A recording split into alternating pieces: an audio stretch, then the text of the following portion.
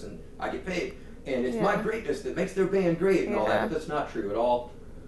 The other thing is, you know, sitting around waiting for the phone to ring is one thing, but there have been like 200 and something odd days this year probably, and I've played 140 shows this year that I booked. So I basically worked every other day, and it's all been because I finally got off my own lazy ass and like started doing it myself. And I'm a late bloomer. I mean, I was joking about it earlier, but I am 39 years old, and you know, I hope I still got rock in me till I'm like 60 or whatever, but it's taken my whole life of basically waiting for handouts and for people to hire me based on my talents and all that stuff to realize that like you really have to take matters in your own hands. Yeah. And do that. So, sorry to get sidetracked. No, that was awesome. That's awesome.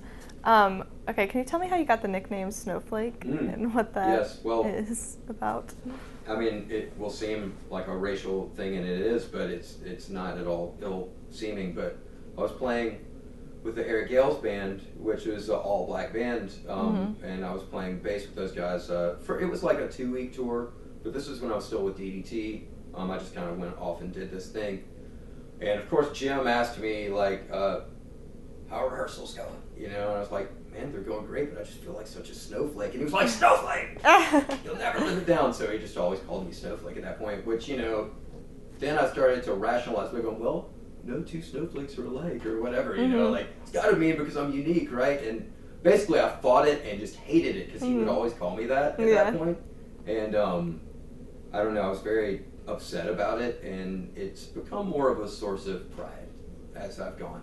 And I also used it, although, I mean, and it was, again, I tried a bunch of different names to differentiate myself because there's a smooth jazz, just heinous smooth jazz saxophonist named Paul Taylor. There's a dance choreographer, very well known, named Paul Taylor. The keyboardist from Winger in the 80s was named Paul Taylor.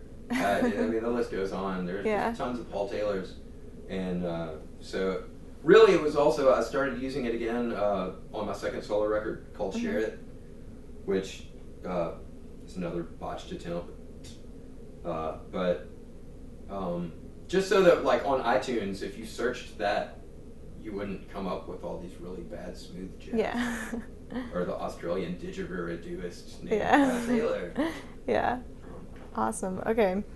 So you've been doing this for a while now. So do you consider yourself now a part of the Memphis music tradition, like part with all these other great names? Like, do you think you're kind of like the living, maybe, Memphis musician? We're in the scene now, and we are unquestionably, I'd say me and Luther and Cody and Steve are unquestionably like a part of something that, at least in our own hearts, is important. It seems to resonate with other people. I don't think it will ever be like it was in those times I romanticize about, and it's sad, but it's not.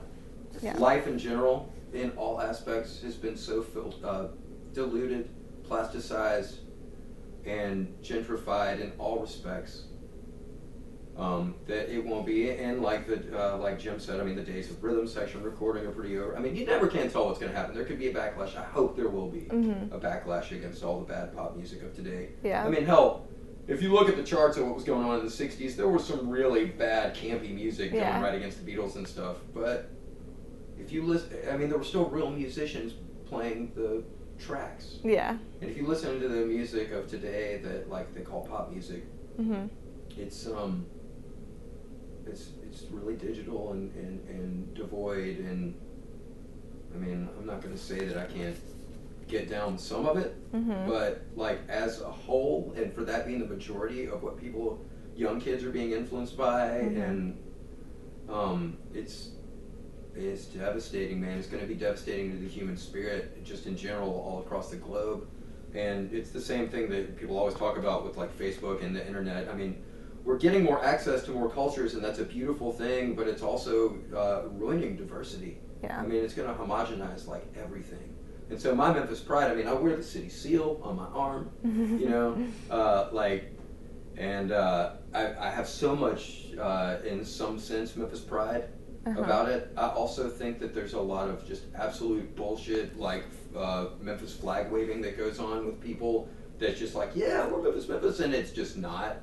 and it makes me sick. And there's people who triumph the cause of Memphis musicians that I don't really think are doing anything to help the cause, nor could they, even if they knew how. Yeah. And it makes me disgusted. Mm-hmm. I also resent it because I don't receive a lot of their attention, so that's Yeah. just to be fair. But what Memphis music was those amazing rhythm sections and studios that just they cranked out American. This is a lost story of American. It's so amazing what happened there and how many hits that those guys cranked out day after day. And it's like another Jim phrase. I mean, like, it would just be a punch in the clock, but they would just insert the artist and do what they did. They just listened to it. They were, maybe make the charts out and they just cut them. Mm-hmm. Like, and then it'd be, okay, next artist, insert that one, Yeah. but they had their sound, and that was the sound of like Memphis,